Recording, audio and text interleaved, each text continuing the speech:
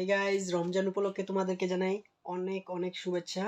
আর আমরাও রমজান উপলক্ষে মানে ইফতার করতেছি। এই যে রাহুল একটা বলের মধ্যে এই যে সব রেডি করতেছে।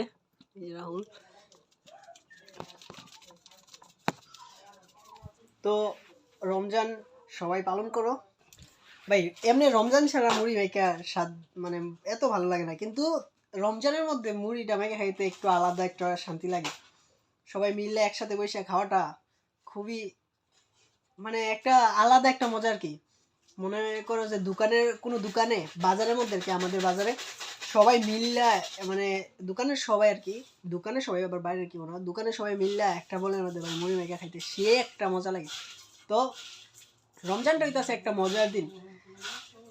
হিন্দু হোক মুসলমান হোক, মানে হিন্দুরা যারা মুড়ি খায় না তারাও খাইব এই রমজানের মধ্যে, কারণ এটা একটা মানে সবার মজার দিন আর কি একটা।